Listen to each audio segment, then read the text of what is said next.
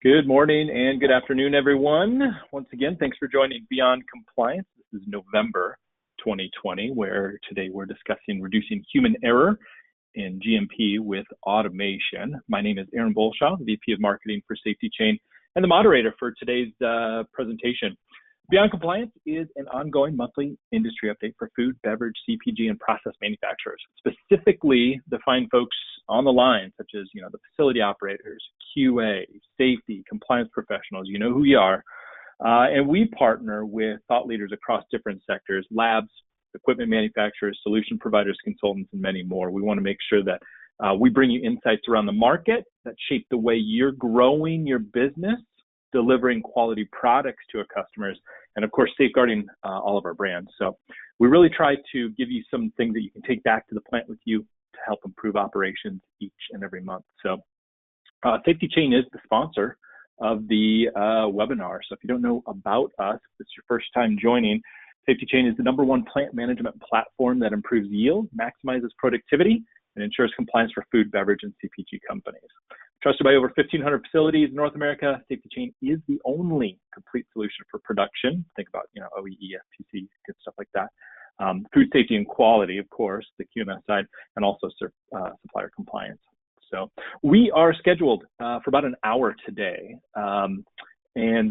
What we want to do is make sure everyone understands we're going to have some time for some questions at the end, but we can't hear you. You are on mute, so you're going to have to use that webinar console to submit questions, and then we'll get to those later. If you're having any problems with audio issues, you may try to call in using a phone. That often resolves that issue.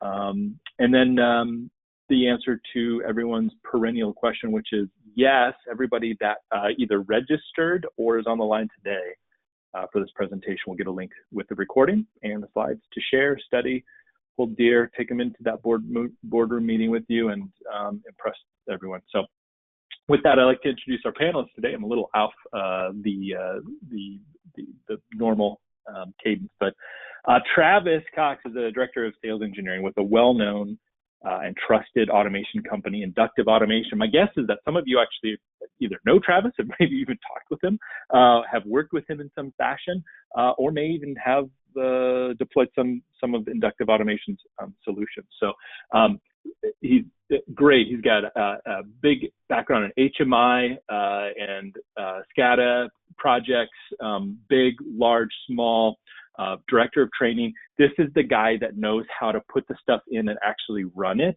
He's not the, so even though that there's the word sales in his title, he's not a sales guy. So I want to make sure everyone understands that. Travis, welcome. Hey, Aaron, thank you for having me. Yeah, glad you could join us. We were chatting, Travis, last week about some of the bigger differences in the marketplace right now for automation, software, and process solutions for CPG manufacturers.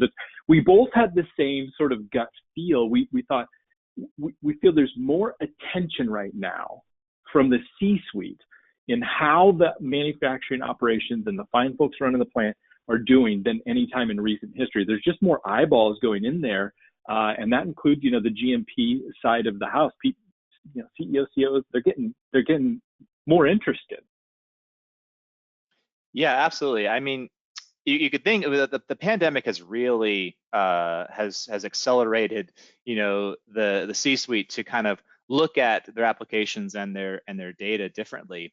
And if this first hit and people were working remote and we're at home, there was a big question of how do we get these same systems that we have on our plant floor networks available to people to working remotely, and to allow them to be connected, stay connected, and to be able to help troubleshoot and to work with the systems.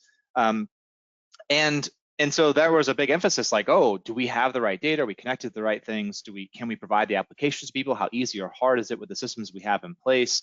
Is our OT networks isolated from IT, or is there some converging that's happening? Do we want to start leveraging things like the cloud, for the application or for getting data up there and doing more analysis and machine learning? It's really accelerates kind of thoughts.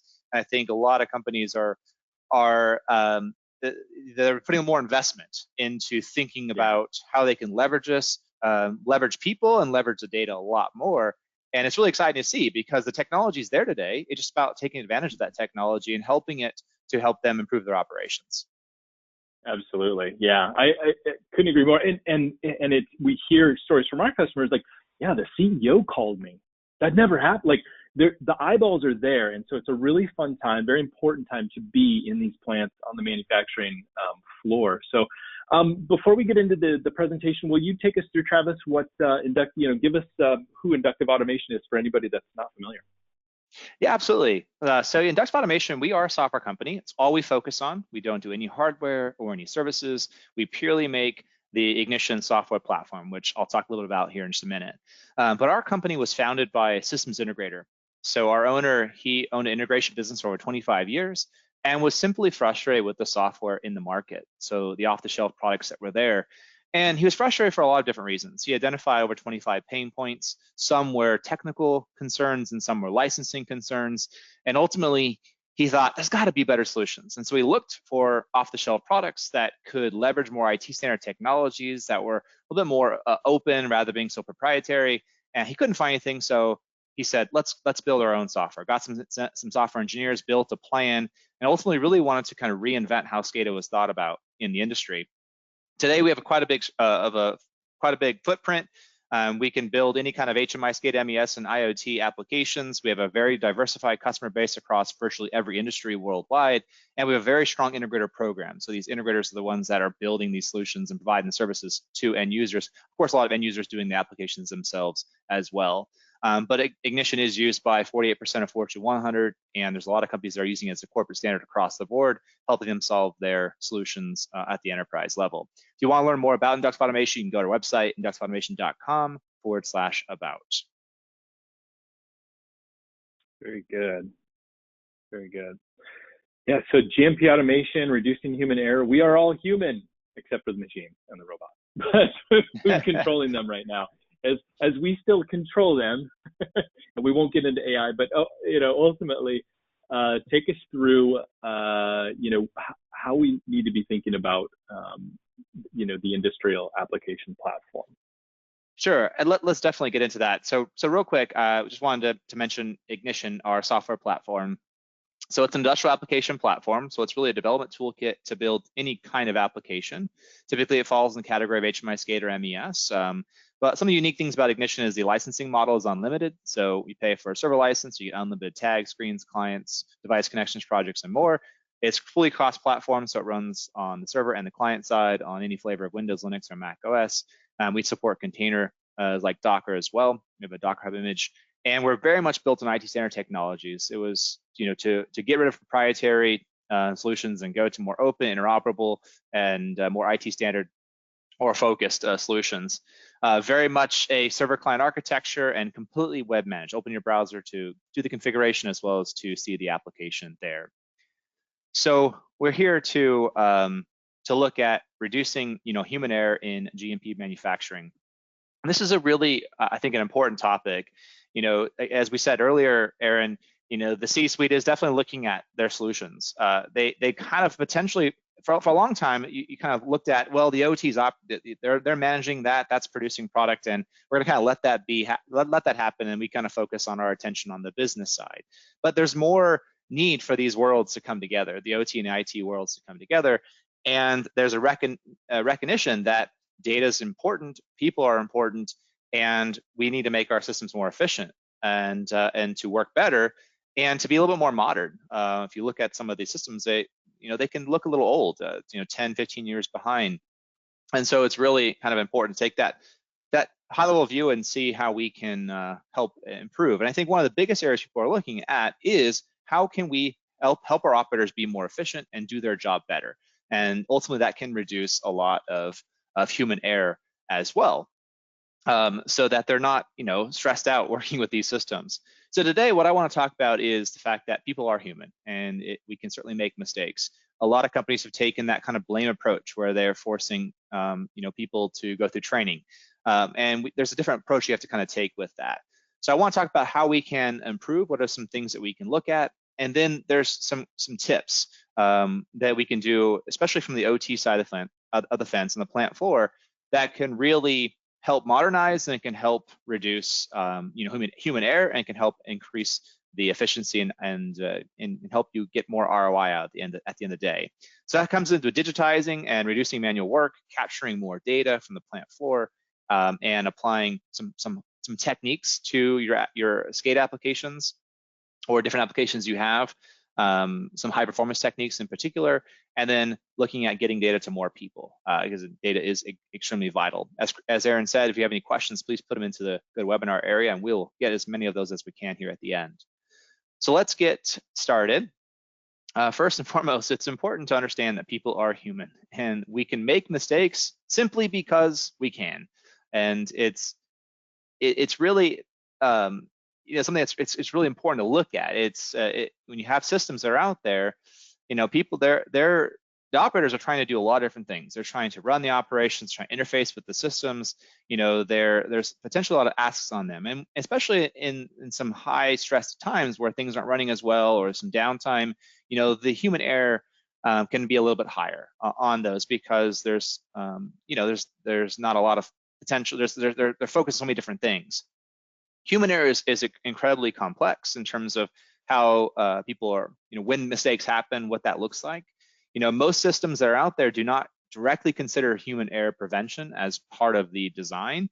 When they look at it, they kind of say, all right, we're going to force operators to do certain trainings and, for how they should interface with the system, versus creating a system that works for the operators in terms of how they're going to interact with it. And so not a lot of systems are designed that way, but I think it's important too to design systems around how the operators interface with it. Human error really accounts for nearly 1/4 of all unplanned downtime. And so if we can do a lot to reduce that, that means more uptime, means more product, means more ROI at the end of the day. And we know that these mistakes can cost manufacturers millions of dollars.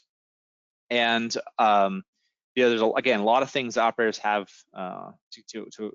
that they focus on, and there's issues around tension, memory, alertness, illness, stress, fatigue. All these things have to be kind of taken into consideration, but all of these can trigger GMP violations, they can hurt quality, and they can wreak havoc with compliance. So not only is it important to increase uptime, but it's also important to not have these kinds of issues going forward, so that we can avoid those kinds of mistakes. So again, as I mentioned before, the blame approach. This is not really helpful, but a lot of organizations, they fail to really understand the source of that human error. And so they typically just say, well, okay, well, we're going to provide more training, for the operators. It's got to be something they're doing wrong. And that's the typical response. And that leads to some less trust. The operators don't think, they think they're doing something wrong. And management is less aware of the overall system weaknesses. So they're not looking at the system itself, they're looking at just the errors that are happening. And really it requires this systemic view, kind of take a step up, look at the overall systems. And I do think that today companies are doing a lot more of this, especially as they're kind of looking at holistically, how can we be better? They're not only looking at the data and the things that they need, but they're looking at how operators are working, because of course we don't have as many operators on the plant floor as we used to, or as more people working remotely, you have to be connected. So you're looking at these systems quite differently. And I will say that companies still frequently fail to really substantively and correctly address a lot of these human errors that are there. So with that, how can we improve, right? I think the important thing is to evaluate everything. From the management systems, documentation control, investigation management, risk management, and project management are all important to set the basis for the rest of the operation. Procedures, we've got to look at that, they need to be accurate, human engineered, available, and enforceable. There's a lot of human factors engineering. Work areas need to be designed with human factors and human capabilities in mind. So excessive monitoring, mental calculations, housekeeping, and work layout, among others, become the main reasons for error in that category. Of course, training is important. We have to look at training, and that needs to include the whys as well as the whats and hows on that, and also on the job training and qualification that's necessary, especially for critical tasks and activities. Of course, immediate supervision, pre-job briefs, walkthroughs, presence and instructions to workers are necessary. We have to have supervisors on the floor, not in the office, or at least being connected to that. Communication has to be there between groups, shifts, radio communication, rules, and training.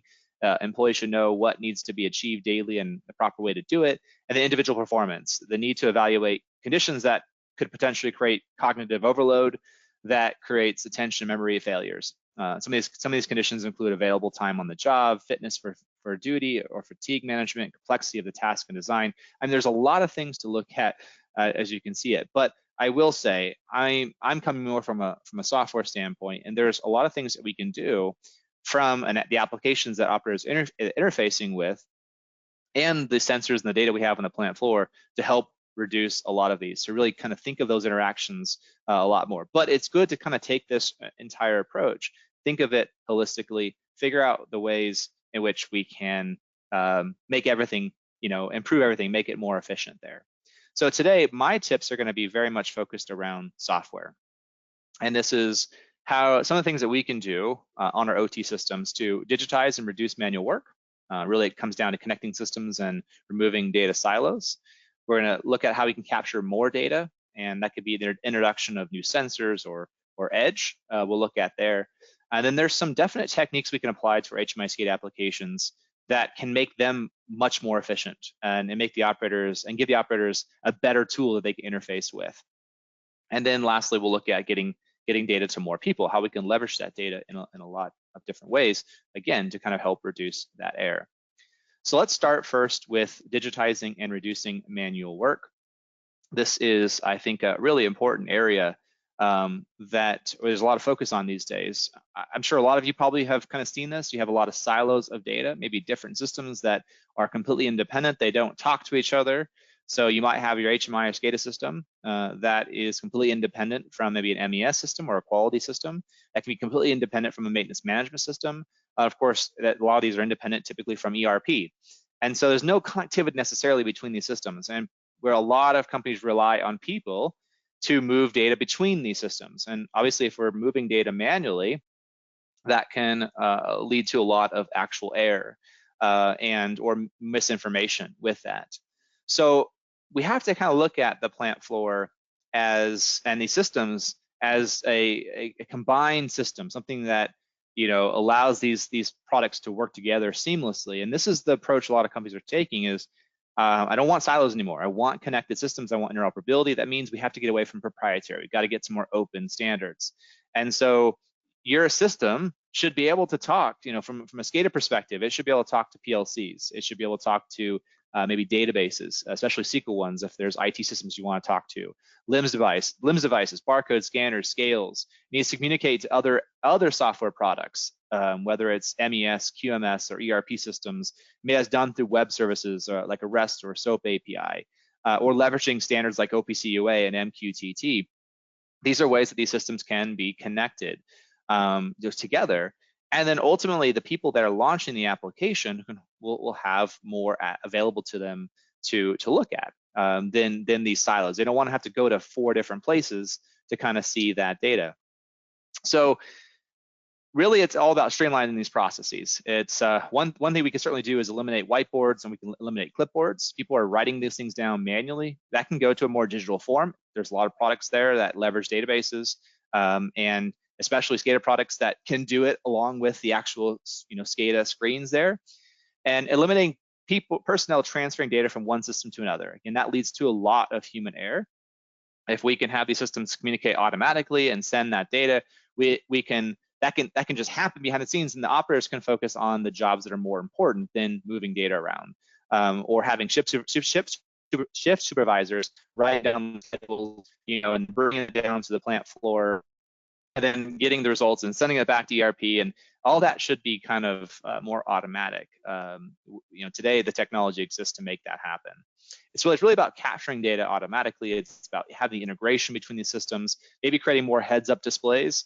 So if we get rid of whiteboard and clipboard, we can make that data more digital. We can put it onto a smart TV that can see the data in different places, and that can lead to more context, more information that operators could have at a glance. Rather than having to walk over to a station, they can look at the smart TV, if you have several of them on the plant floor, to look at information there.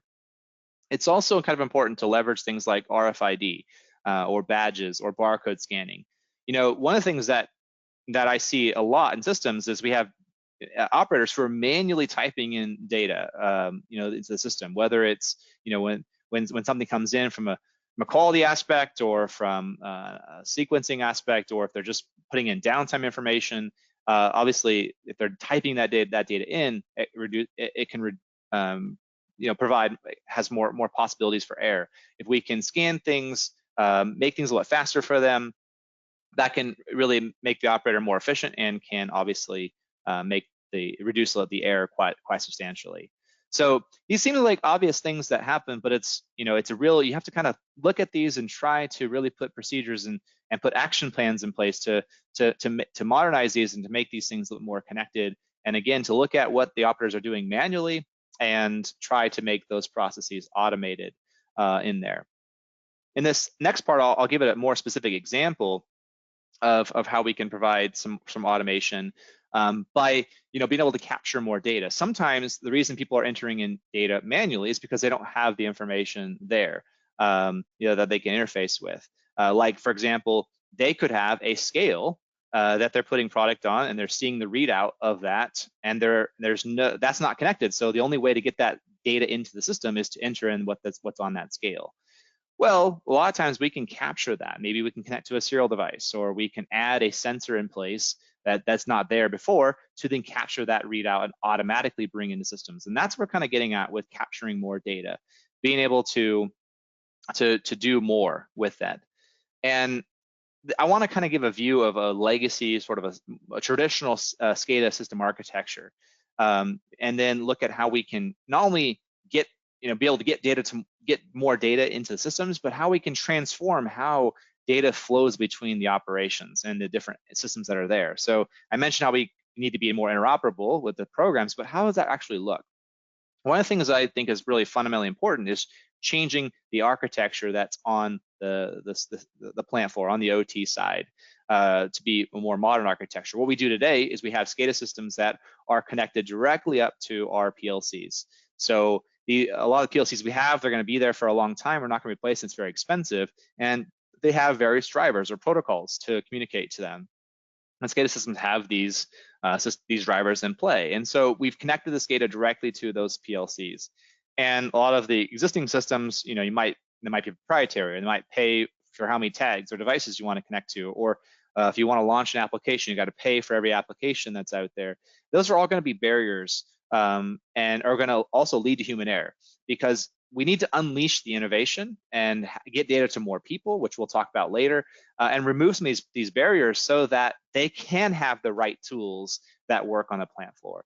Plus, if we want to get business systems like ERP, maintenance management, or other to communicate, we don't want them to talk to the SCADA system and turn SCADA into middleware, or have to talk to those PLCs directly. We want to be able to have data flow into an infrastructure and sort of get rid of this coupled architecture. We're coupling applications to devices. Instead of we got to look at all the devices and sensors we put on the plant floor, we should be getting them up, you know, in a much more efficient way, and connecting those devices to infrastructure so that more applications can take advantage of that. And so this is more the conventional, right? We couple the applications with these PLCs, and that's just how it's been done for a very long time. We're arguing that the architecture really needs to change here. So that is not the right slide here. Okay, here we go.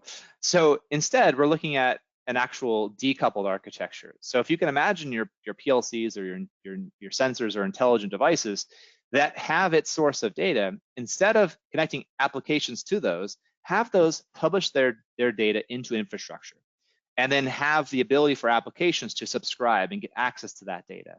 So this will allow us to bring in new sensors and plug it into our network and have it available in more places. This will allow us to take our legacy data and bring it into a much more modern infrastructure. And a lot of times it uses MQTT. I won't go into the details of MQTT and all that. It's a pub sub protocol. It's a message-oriented middleware. It's very much what IT does on the IT side of the fence, where they have like you know, message-oriented middleware systems over there. It's really doing the same thing, but doing it for the industrial side. We need to have things like stateful awareness. We need to know if the values are good or not. But it's a very efficient way of getting data from these devices into applications. And SCADA is going to be one of those applications, but we're not the only one. You have quality systems, you have MES systems, you have maintenance management packages, you've got ERP.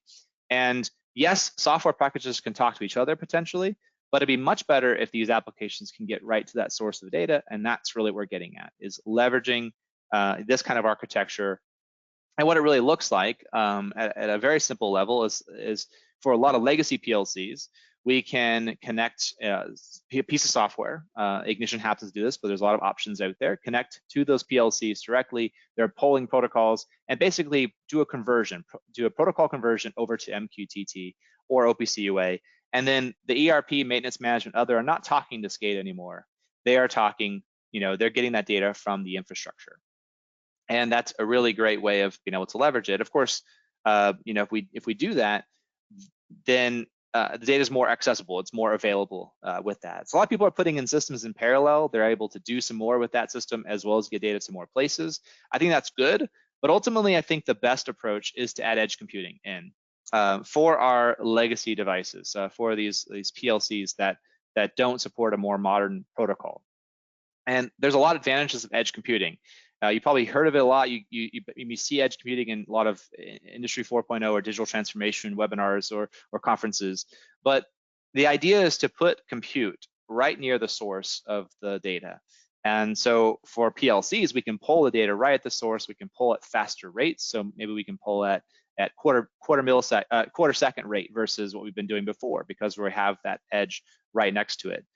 Ultimately, a lot of times it lets us get access to more data. We can pull more of that data, and we can efficiently bring that data into infrastructure. We can publish that data up as it changes, and then it could be available to more applications. When you have edge computing, you don't have to actually go put one-to-one for every legacy PLC. You could have one for multiple PLCs, or you can have one-to-one, depends on how you want to work with it. But whether it's a plant floor, whether it's a remote location, it's very efficient to bring that data up.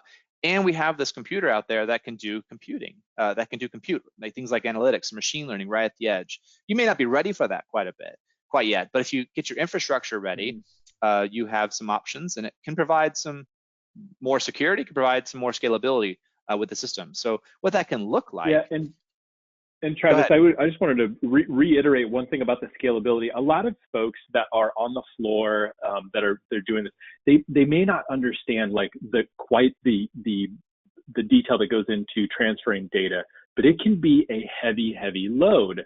And so it often comes down to engineers at software companies have to compute how fast a neuron or a neutron can move through a wire. I mean, at that speed, you're literally talking about transmission dates. And so being able to get that data as close to that pole, like you said, it really does speed things up.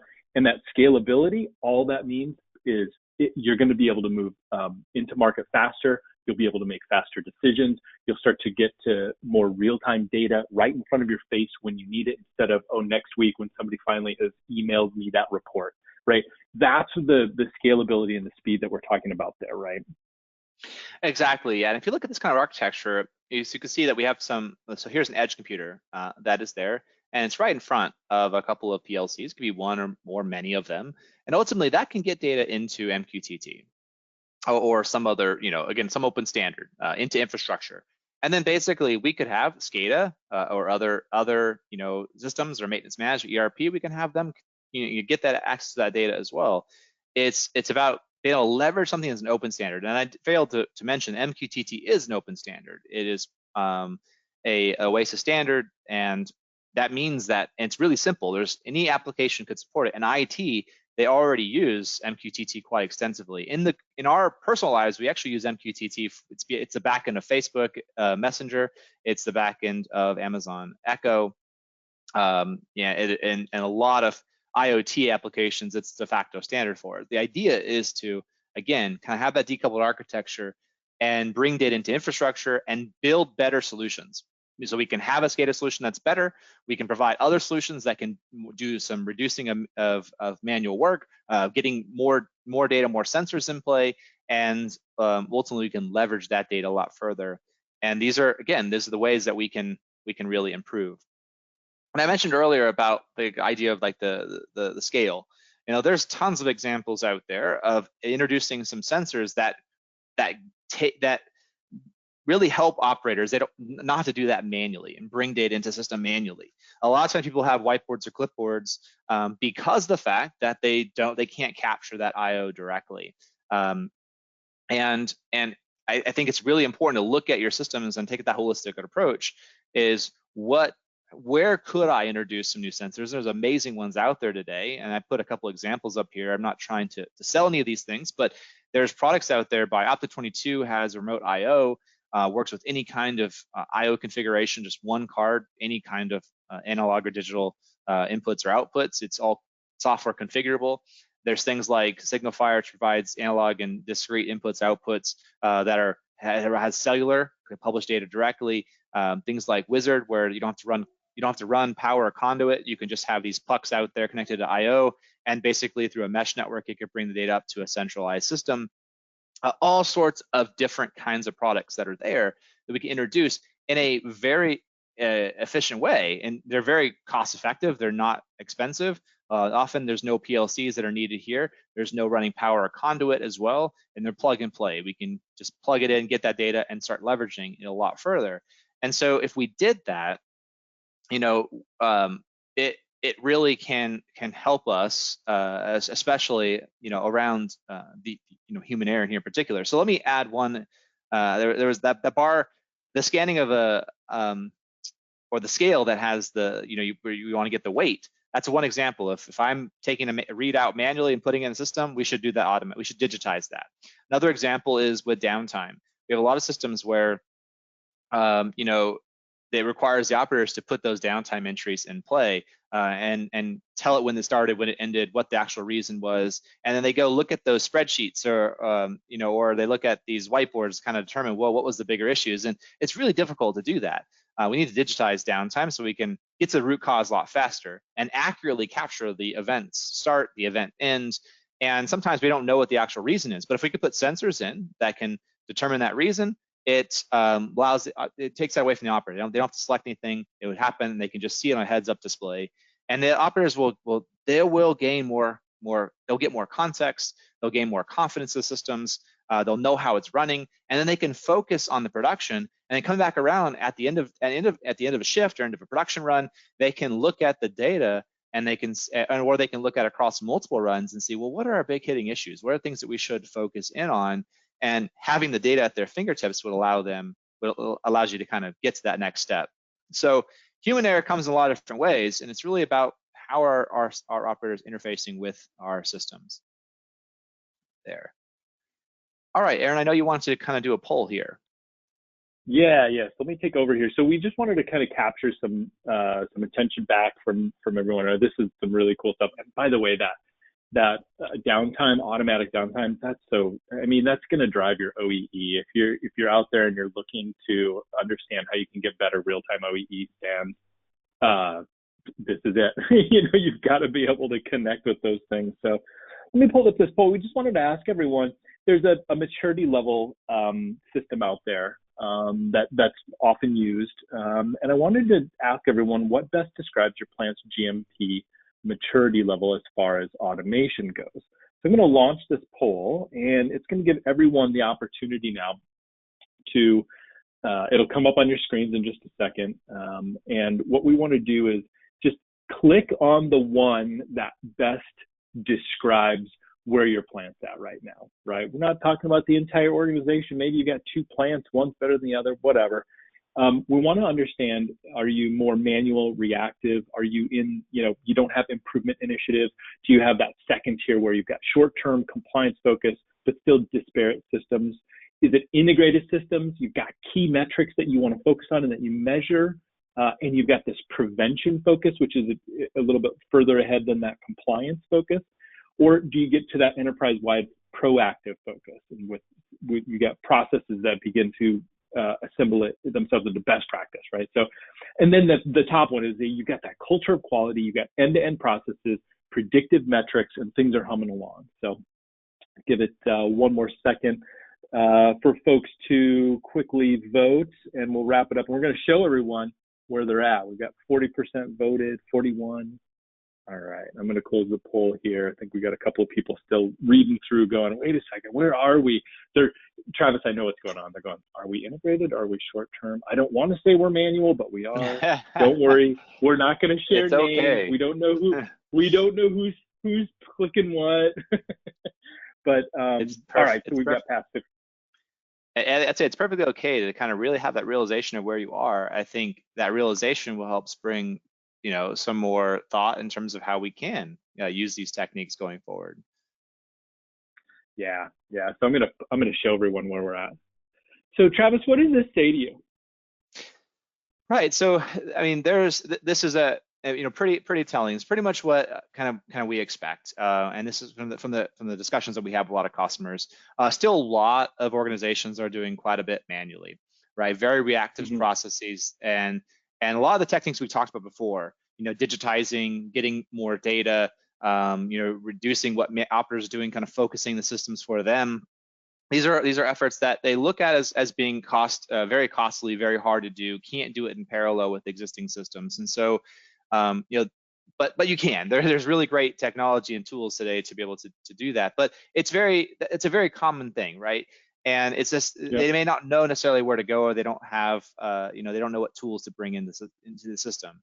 There's a lot of people that are in that short term kind of, they have done some things because they have to do some compliance, they have modernized some parts of it, but they didn't take that kind of holistic approach and think about the rest of the business. And I think there's a lot of opportunity within that space for sure to leverage that data a lot further. We do have some companies, as you saw, there's a few that are a little bit more towards the top who have that thought, who kind of have some plans together. But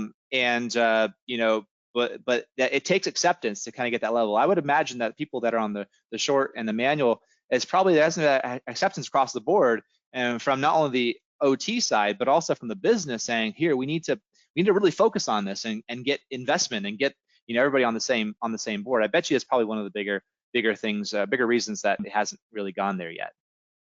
I bet you're right. Yeah, that's so true. And there's always room for improvement. I mean, that's what continual improvement is all about. So Travis, thanks for walking through that. Up next, though, the high performance techniques. Yeah, so we've talked about a couple of different things, and I realize I'm talking kind of at a high level and not giving a lot of specifics into some of the things I say, digitize and modernize, and we use a couple of examples like of downtime and of the scales to be able to again get that data into systems easily. But there is kind of an undertone there where you have to have not only the data that you're connecting to, but you have to have some systems that can accept that data and can leverage that data and get to people. But there's, again, great things you can put in parallel with what you have there. So I would suggest for my first two things real quick is when you're looking at digitizing, reducing manual work, looking at bringing in some new sensors or getting access to more data, that can be done effectively in parallel with what you already have. Don't rip and replace what's there. That's a very costly, a very high risk thing to do. Do it where you can get ROI wins, do it where it's gonna make the most sense, and really kind of get that holistic approach of there.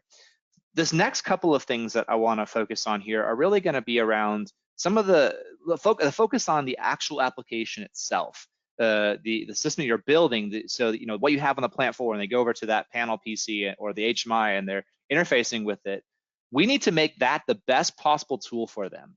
Not only do we have to get data from the plant floors to them so they can leverage that data, but we need to make the best possible tool, and we need to draw their attention to the most important information. We need to give them more context. We ultimately need to have them reduce the reaction time and reduce the amount of manual work that they're doing. And this is something that I hold very near and dear. I'm very much focused on the UI, the UX, the user experience that they have with the application. And a lot of people neglect that when they build SCADA systems. They just simply go at it like, here's the data we have, and they just basically throw it all onto a screen. And there's a lot of color, a lot of animation, a lot of things going on that just is like, oh, how would anybody be able to leverage that, to know what to focus on? To me, it's all about focus. There's so much going on. We got to know what is the thing that I have to take care of, and that's what high performance focus is really all about.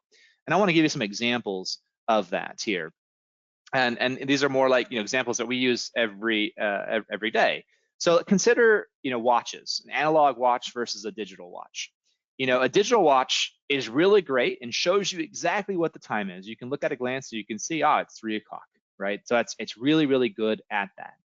And a lot of people, of course, are still big fans of analog watches. Well, analog watches, in contrast, they can show you at a glance how much time you have left until maybe your next meeting or until the top of the hour or wherever. And so the amount of mental effort that it takes is a lot smaller on the analog watch in that case than it is on the digital watch. So it might very well be that your focus is, I just want to see the time, and digital watch is going to be very quick for you.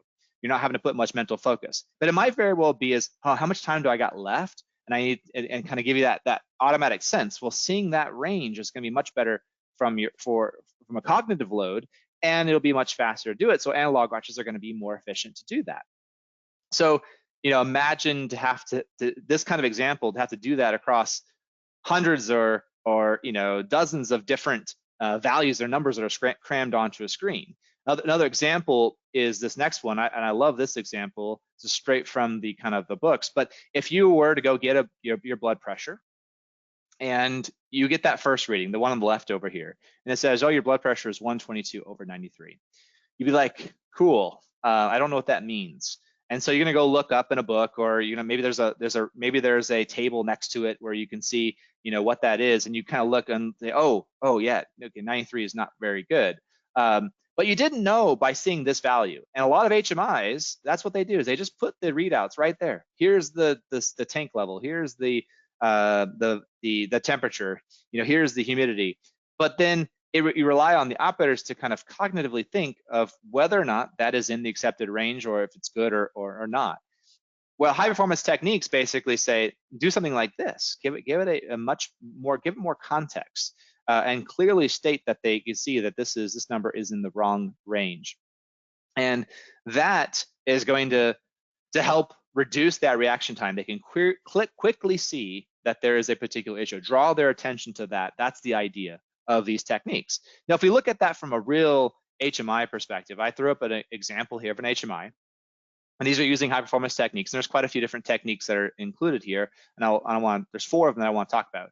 The first one being a spark line chart. A spark line chart is it's a no axis. It's the historical trend of the last, say, couple hours or day or whatever time period that you use. Instead of showing the tank level in this cases, I'm showing that trend. So I can see at a glance, yes, I can see where that tank value is, where we're at right now.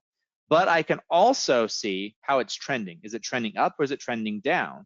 And that blue that's behind it is sort of the accepted range. If it falls below or above that, we have some issues. So here I can see that it was a high, and now it's kind of going down. And we get that context quickly that we know what the current value is and kind of where it trended. So let's say that an issue happened. It can alert me on the screen through the use of color. Color should only be there if there's a problem. And that's this technique over here is. So I can see there's some yellow here. But let's say the tank had an alarm. It was red. They're showing it over here. Then I can see, if I look at the trend, not only do I know it's an alarm, but how fast did it trend up? Was it something that took a long time? Did it happen really quickly? Because you can see from a trend, you're looking at that history, what's going on. So it's a simple thing. Instead of having an analog value, you show that value plus that last couple hours or day or whatever, and you get more context on the screen. Another example is using what's called a moving analog indicator. And this is a component that's very much kind of like that blood pressure reading. So you basically put in there what the accepted range is, and that's the blue area here. And when it gets outside of that accepted range, I can clearly see right now that this one's not. It's not quite an issue yet. We haven't reached the top levels, but it is higher than we're expecting. This is not potentially going to have a problem. And if you couple that with the trend, you can see, it happened rather quickly. It's going to go out, soon. But if I have then that use of color in there, when it does reach a stage that needs our attention, it can have that color to show us what's going on. I can clearly see at a glance where that's at, rather than looking at the value independently. Another thing that's really important with these screens is the redundant coding. Basically, being able to, the more context we can provide, the more things that we can draw their attention to, the easier it is for them to understand what's happening. So for example here, this thing has an alarm on it. And the the triangle, the upside down triangle, the fact that it's orange, and the 3 that's inside of it are all indicators of that issue, and that's redundant. Gives us a very, at a glance, we can see what's going on. So the more context you can put in here, the better.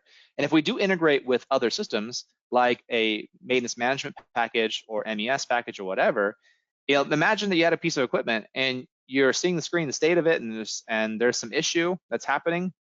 Wouldn't it be great to just right-click on that and see the maintenance tickets that are coming up?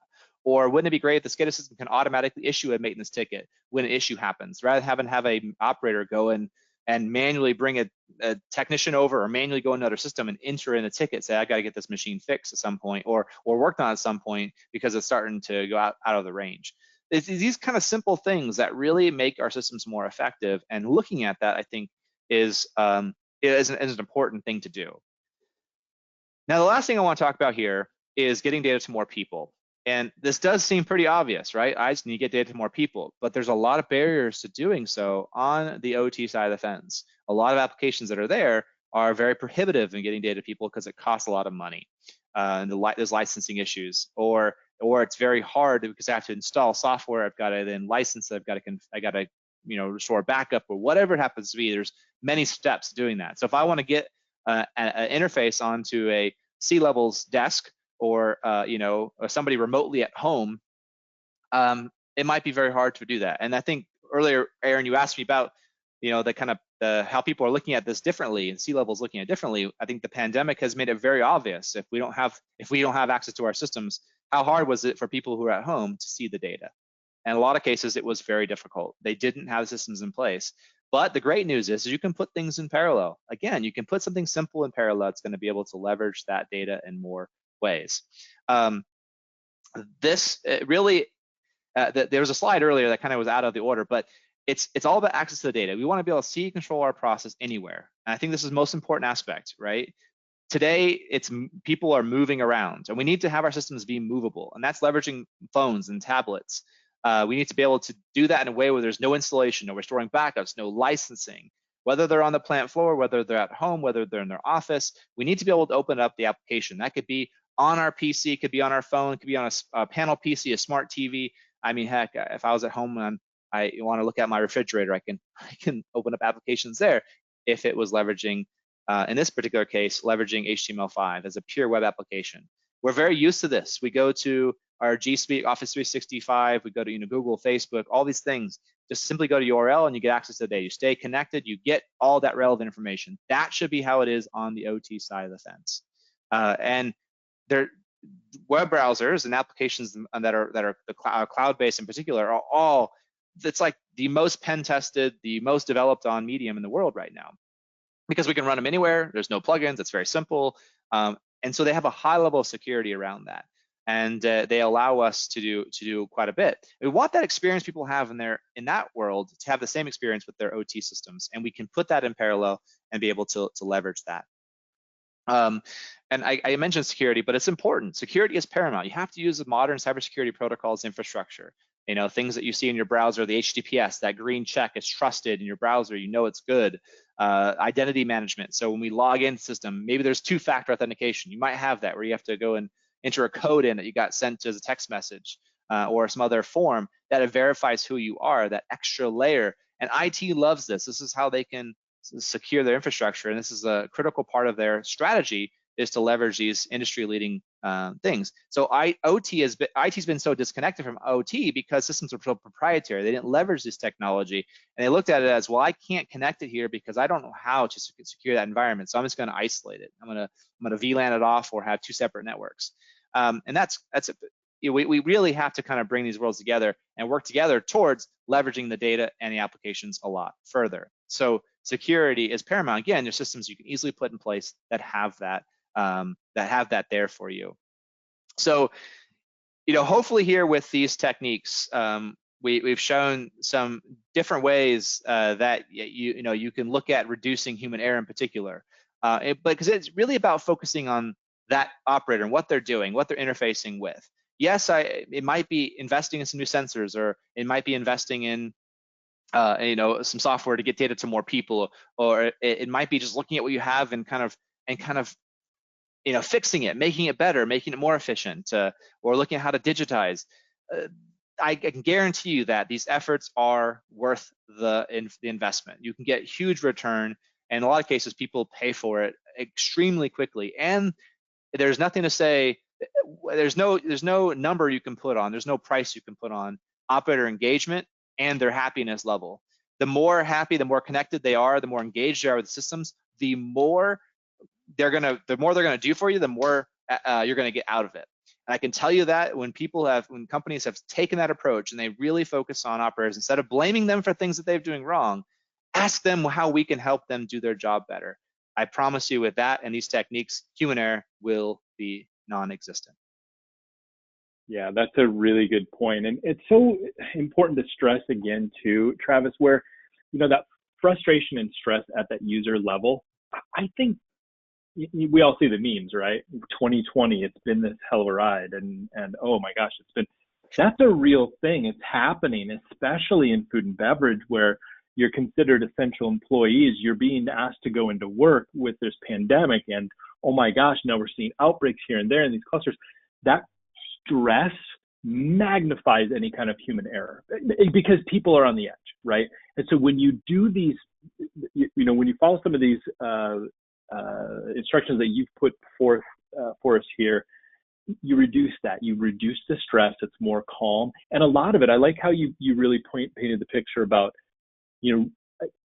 the HMI part, I'm just a geek on. It's UX, UI to me, but because I'm on the software side too. But ultimately, it's how do you make sure people are looking at the right things when they need to, not all of the things all of the time. And that takes a bit of design technique, right? And what that does, though, is it opens up this world of, you have to be able to see the signal through the noise. Now more than ever, right? What's most important? What do I need to do?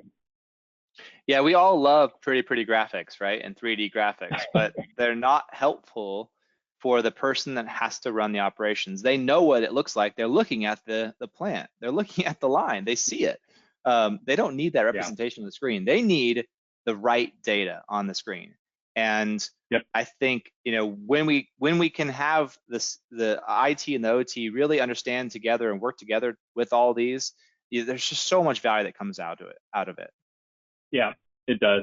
And I think we've moved to, it used to be sort of, your hot topic was this actionable data, right? Hey, what's actionable data? What does it look like? And Travis, I'll say it. I think we need to move beyond that. I think we need to get to the point where the systems are being more intuitive and they're giving you the reason to act, not just, hey, you should think about doing this. This data is saying you could do something. It should be, here's exactly what you should do, right? Hey, based on what we're seeing, this is where it's going.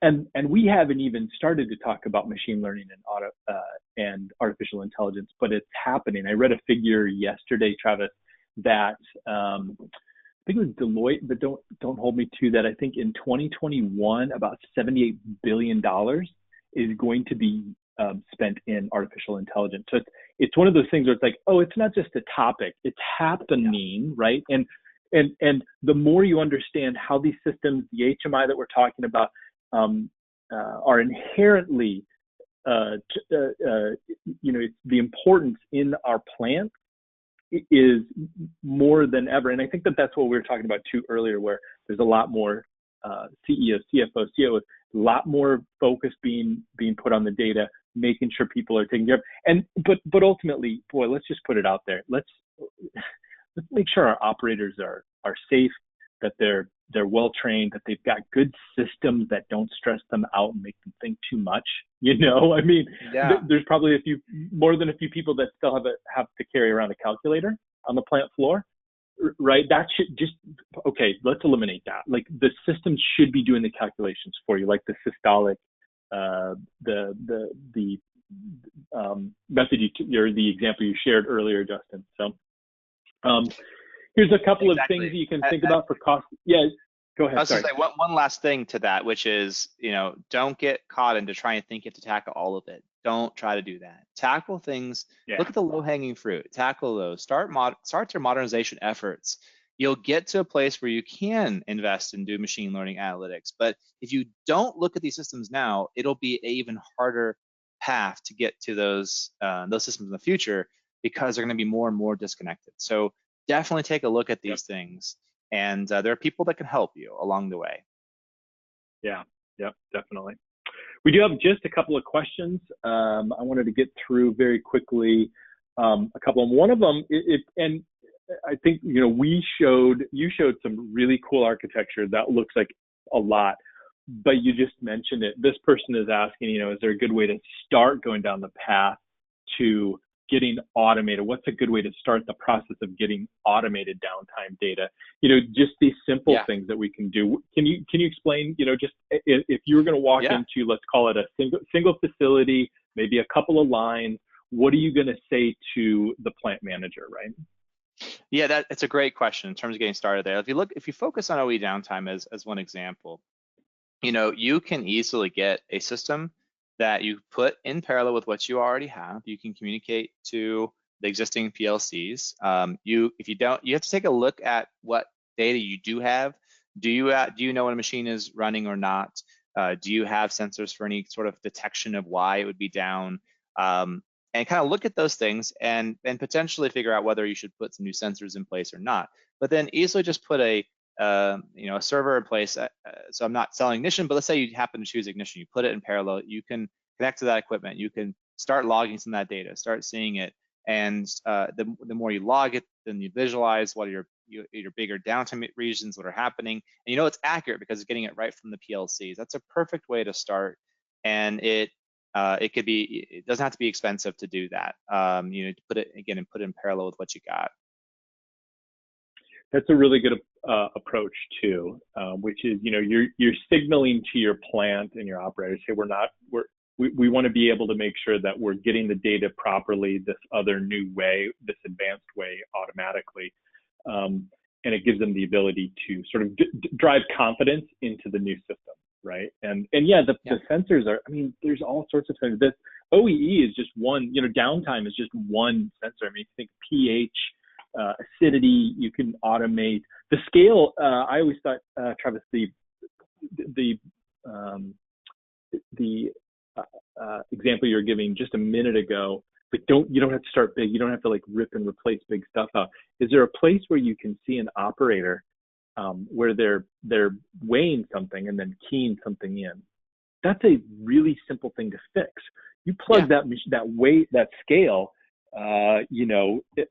Most of these scales can natively do this, by the way, but ultimately you plug it into a Windows workstation there on the floor. And now what you're doing is when you press tear or press weigh, that button, it's done. No more transmission of data, no more human error. You're pulling it out, right? So, and that's a big way to start. So absolutely. The other part, and it's the same person, so I appreciate the curiosity. There was a lot of, hey, where do we start questions, right? So this person is asking, is there another way to kind of start going down the path to edge computing? I'm gonna let you take that because I have honestly, that's a little bit, that's when you got to involve sort of a lot more people and get really a digestible path forward. What would you recommend? Yeah, so for me, I think of edge computing right now for a lot of people. They're not there to leverage machine learning analytics or actual compute at the edge. What I look at it as is a way to take the existing data that we know are proprietary protocols. They're these very complex poll response protocols that we can convert that into an open standard, bring it into infrastructure. That's where I think edge computing is incredibly important. And you can put one edge device in that can communicate to multiple PLCs out there, pull that data, bring it in, and publish it to an MQTT server as an example, and then say, look, you can use a SCADA software to look at it, but you can say, all IT, look, we've got data in there. And I guarantee they'll be like, oh man, we can take advantage of this. We can leverage that data very easily. So that's where I say start with edge computing. And that the biggest area is if you have a remote location, it's over cellular or over satellite, something like that, it's huge wins to put it out there, poll locally, and publish efficiently than having to poll over that connection. But in a plant floor setting, still huge opportunities there, especially down the road. You want to scale and you want to upgrade systems. Having a decoupled architecture, it's a no-brainer effort. Yeah. Yep. Good. Good. Good. Well, this does bring us to the top of the hour. Travis, I wanted to thank you again for joining us. What a great presentation. I know I learned a few things. I hope everyone on the line did as well. I'm sure they did. And we look forward maybe to having you again in the future. Thanks for joining us. Thank you very much for having me, Aaron. Appreciate it. All right. And that ends it for us today, folks. Really appreciate your time. Have good holiday seasons coming up. So stay safe out there as we get back into purple. We appreciate everything that you're doing there for us. Cheers. Have a good day.